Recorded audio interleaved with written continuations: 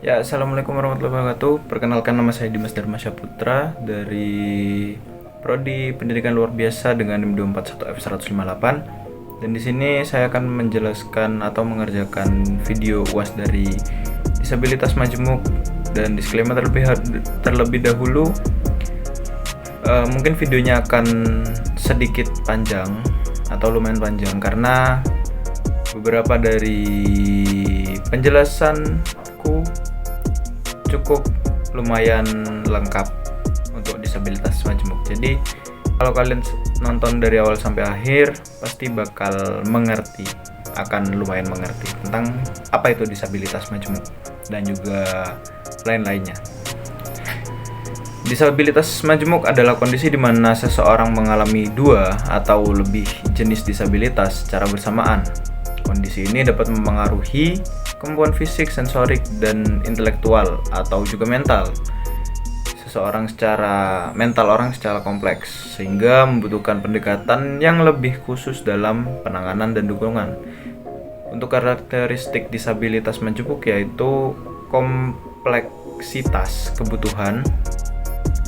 Kompleksitas kebutuhan adalah orang dengan disabilitas majemuk yang sering memerlukan layanan yang mencakup beberapa bidang seperti terapi fisik, pendidikan khusus, dan juga dukungan psikologis. Yang kedua, interaksi disabilitas. Jenis-jenis disabilitas yang saling mempengaruhi sehingga memperburuk tantangan yang dihadapi.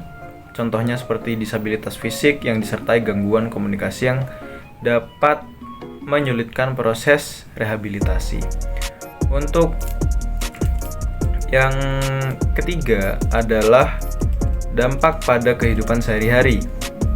Dampak pada kehidupan sehari-hari, keterbatasan bisa mencakup mobilitas, kemampuan komunikasi, dan juga pembelajaran yang memerlukan alat bantu atau strategi penyesuaian. Jenis-jenis disabilitas majemuk adalah beberapa kombinasi yang sering ditemui dalam disabilitas majemuk. Untuk yang pertama adalah disabilitas fisik dan sensorik. Contohnya seorang yang mengalami kelumpuhan, disabilitas fisik, dan juga gangguan penglihatan. Gangguan penglihatan berarti disabilitas sensorik. Dan dampaknya adalah membatasi kemampuan mobilitas dan orientasi lingkungan. Yang kedua yaitu intelektual dan sensorik. Contohnya yaitu individu dengan autisme dan gangguan pendengaran. Untuk yang ketiga, fisik dan intelektual.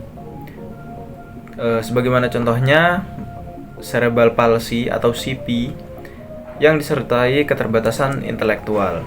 Untuk dampaknya mempengaruhi tubuh dan mempengaruhi gerak tubuh dan kemampuan kognitif penderitanya.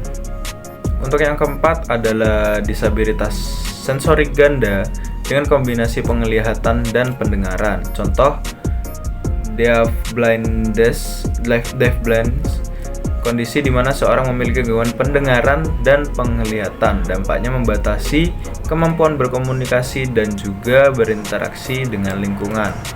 Yang kelima adalah mental dan fisik. Mental dan fisik yaitu gangguan bipolar yang disertai disabilitas mobilitas seperti kelumpuhan. Untuk dampaknya, tantangan mental ditambah keterbatasan fisik memperberat kondisi tersebut. Untuk yang keenam, mental dan sensorik. Jadi contohnya seperti skizo yang disertai gangguan penglihatan. Untuk dampaknya, kesulitan dalam pengelolaan realitas dan adaptasi lingkungan.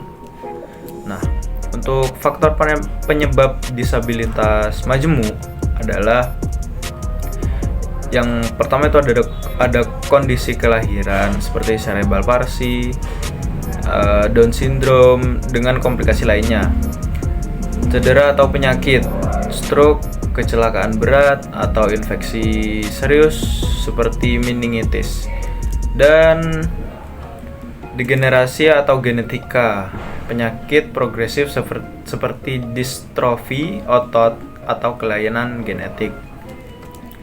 Untuk pendekatan dan penanganannya ada multidisiplin, melibatkan dokter, terapis, psikologi, guru, dan ahli di bidang lainnya.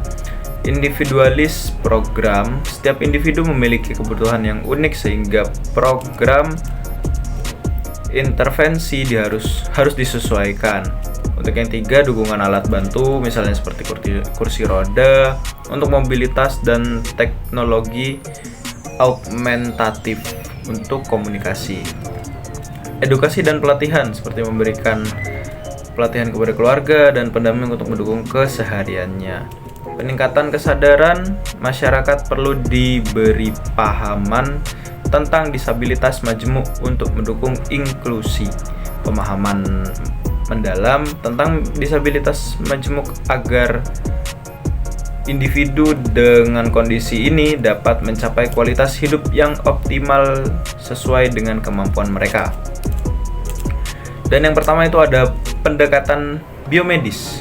Untuk pendekatan biomedis adalah cara memahami atau mendiagnosis suatu kondisi kesehatan atau penyakit dengan fokus pada aspek biologis dan fisik pada tubuh manusia. Pendekatan ini didasarkan pada prinsip-prinsip medis dan ilmu biologi yang melihat penyakit atau gangguan sebagai masalah yang disebabkan oleh faktor biologis seperti infeksi, cedera, kelainan genetik, atau gangguan fungsi tubuh. Karakteristik pendekatan biomedis. Yang pertama adalah bioorientasi pada penyakit, yang sebagaimana fokus pendekatan ini adalah mengidentifikasi penyebab penyakit atau gangguan dalam mencari solusi untuk menyembuhkan atau memperbaiki kondisi tersebut. Untuk yang kedua, menggunakan ilmu kedokteran, melibatkan teknologi medis, pengobatan farmasi, dan prosedur medis seperti operasi. Dan yang ketiga, objektif. Pendekatan ini mengandalkan bukti ilmiah yang dapat diukur seperti hasil tes lab, pencitraan medis, atau tanda-tanda fisik lainnya. Dan dokter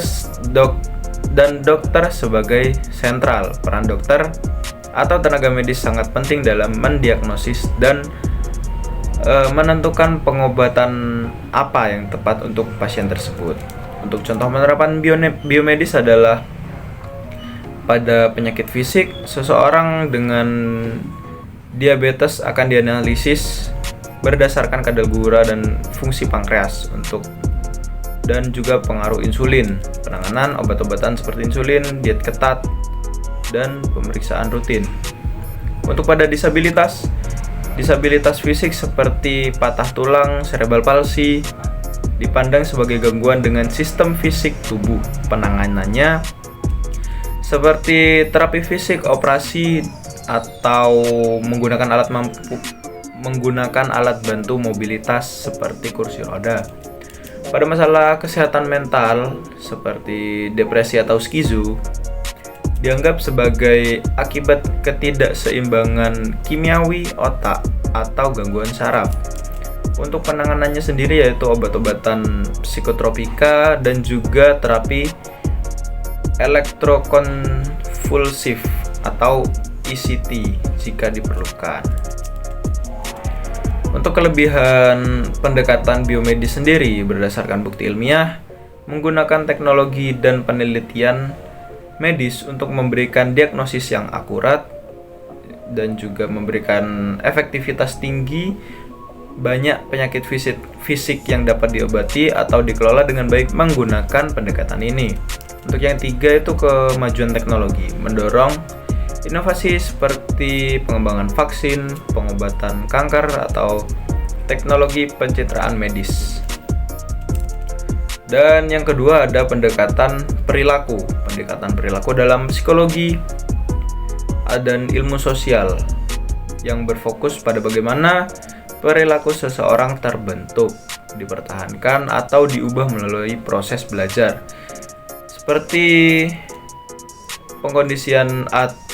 pengkondisian, dan penguatan. Pendekatan ini lebih menekankan perilaku yang dapat diamati dan diukur daripada proses internal seperti pikiran atau emosi. Prinsipnya adalah belajar dari lingkungan, pengkondisian, penguatan, dan juga pemodelan atau modeling. Dalam pendidikan, memberikan penghargaan kepada siswa yang aktif atau disiplin untuk meningkatkan motivasi belajar menggunakan sistem token reward seperti memberikan bintang atau memberikan bintang untuk perilaku positif. Untuk dalam terapi perilaku kognitif atau CBT, mengubah pola pikir perilaku negatif,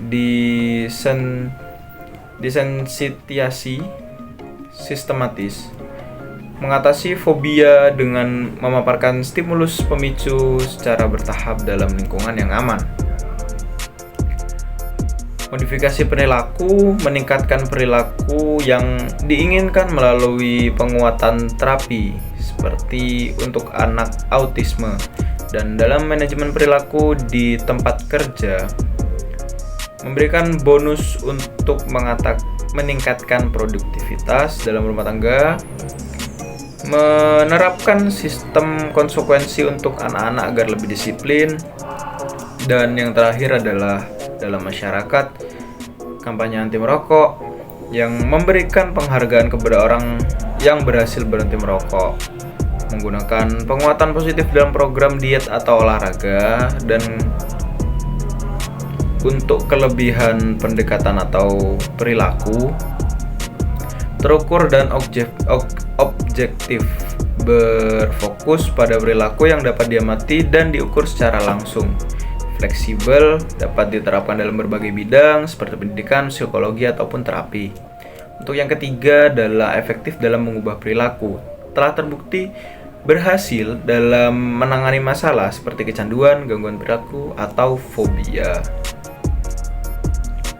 Untuk pendekatan psikodinamik adalah pendekatan dalam psikologi yang berfokus pada bagaimana pikiran, alam bawah sadar, pengalaman masa kecil, dan konflik internal yang mempengaruhi perilaku dan emosi seseorang.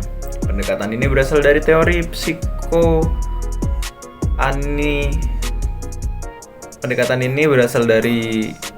psikoanalitik Sigmund Freud, meski telah berkembang dan dimodifikasi oleh banyak tokoh setelahnya seperti Carl Jung, Alfred Adler, dan Erik Erikson. Prinsip utama pendekatan psikodinamik, peran pikir bawah sadar. Peran pikir bawah sadar adalah bagaimana bagian dari pikiran yang menyimpan dorongan, konflik, atau pengalaman yang tidak disadari tetapi mempengaruhi perilaku. Contohnya seperti seseorang yang merasa takut berkomitmen mungkin memiliki pengalaman masa kecil terkait pengabaian atau kehilangan dari orang-orang terdekat, dari orang tua. Untuk pengaruh masa kecil, pengalaman awal dalam kehidupan, terutama hubungan dengan orang tua atau pengasuh, membentuk kepribadian dan pola pikir perilaku di masa dewasa. Dan untuk yang ketiga adalah konflik psikis. Perilaku dan emosi seringkali dipengaruhi oleh konflik antar tiga komponen pikiran, yaitu ID, bagian impulsif yang mencari kesenangan, ego, bagian realistis yang menyeimbangkan ID dan superego, dan superego yang terakhir bagian moral yang menuntut kesempurnaan dan kendali. Untuk contohnya seperti konflik antara keinginan impulsif untuk bersantai atau ID dan tekanan moral untuk bekerja keras, yaitu superego, dan dapat menyebabkan stres, yaitu ego sendiri. Dan kita beralih ke pendekatan ekologis, yaitu adalah pendekatan yang menekankan pada hubungan antar individu dengan lingkungannya dalam proses perkembangan pembelajaran atau perubahan perilaku. Pendekatan ini berasal dari teori ekologi pengembangan oleh Yuri Bronfenbrenner yang menggambarkan bahwa perkembangan manusia dipengaruhi oleh berbagai lapisan lingkungan yang saling berinteraksi. Pendekatan ini sering digunakan dalam pendidikan psikologi, kesehatan masyarakat, dan ilmu sosial, dan juga bisa juga diaplikasikan pada anak-anak disabilitas, karena pada saat ini kita sedang membahas materi untuk disabilitas majemuk. Untuk memahami bagaimana faktor-faktor di sekitar individu yang mempengaruhi perilaku dan perkembangan mereka. Untuk prinsip utama pendekatan ekologis, interaksi lingkungan dan individu. Individu dipengaruhi oleh berbagai tingkat lingkungan, mulai dari lingkungan terdekat hingga konteks sosial yang lebih luas. Interaksi ini bersifat dinamis, individu mempengaruhi lingkungannya dan juga sebaliknya. Yang kedua ada holistik. Pendekatan ini menganggap semua faktor fisik, sosial, budaya, politik sebagai elemen penting dalam mempengaruhi perkembangan individu. Dan yang ketiga ada kontekstual. Perilaku atau perkembangan tidak dapat dipisahkan dari konteks lingkungan di mana individu tersebut berada. Dan kita lanjut lagi, ada teori ekologi perkembangan Bronfenbrenner mengidentifikasi 5 sistem lingkungan yang mempengaruhi individu, yaitu mikrosistem, lingkungan terdekat yang berinteraksi langsung dengan individu seperti keluarga, teman, sekolah, dan juga lingkungan kerja. Contohnya adalah dukungan emosional dari keluarga yang mempengaruhi motivasi belajar anak. Ada juga mesosistem, hubungan antara berbagai mikrosistem. Contohnya adalah hubungan antara guru dan orang tua mempengaruhi keberhasilan pendidikan anak. Dan untuk yang ketiga adalah ekosistem. Lingkungan yang tidak berinteraksi langsung dengan individu tetapi tetap mempengaruhinya. Contohnya seperti pekerjaan orang tua yang melelahkan dapat mengaruhi waktu dan perhatian yang diberikan kepada anak. Untuk yang keempat ada makrosistem. Sistem yang lebih luas seperti budaya, nilai sosial, kebijakan pemerintah, dan juga norma masyarakat. Contohnya budaya yang mendukung pendidikan tinggi dapat mendorong individu untuk mengejar pendidikan lebih lanjut. Yang kelima dan terakhir adalah kronosistem, dimensi waktu yang mencakup perubahan lingkungan sepanjang hidup individu, termasuk peristiwa besar seperti perceraian, perpindahan tempat tinggal, atau juga perubahan teknologi. Untuk contohnya, anak yang tumbuh di era digital memiliki cara belajar yang berbeda dibandingkan anak di era sebelumnya. Untuk pembahasan selanjutnya adalah penerapan pendekatan ekologis. Dalam pendidikan, membuat kebijakan pendidikan yang mempertimbangkan faktor keluarga, komunikasi, budaya. Contohnya memberikan beasiswa kepada siswa dan keluarga yang kurang mampu untuk mengurangi hambatan ekonomi. Dalam psikologis, memahami masalah mental seseorang dengan melihat hubungan mereka dengan keluarga, lingkungan, kerja, dan juga budaya yang lebih luas. Kita mengambil contoh anak yang mengalami gangguan perilaku diperiksa hubungannya dengan pola asuh orang tua, kondisi sekolah, dan juga tekanan sosial. Untuk dalam kesehatan masyarakat, membuat program intervensi kesehatan yang mempertimbangkan berbagai lapisan masyarakat seperti keluarga, komunitas, kebijakan pemerintah. Contohnya kampanye anti merokok dan melibatkan sekolah, keluarga, dan pengaturan tempat kerja. Untuk yang keempat sendiri adalah dalam pengembangan anak. Memahami perkembangan anak, melihat seluruh konteks kehidupan mereka termasuk hubungan keluarga, teman sebaya, dan juga pengaruh budaya.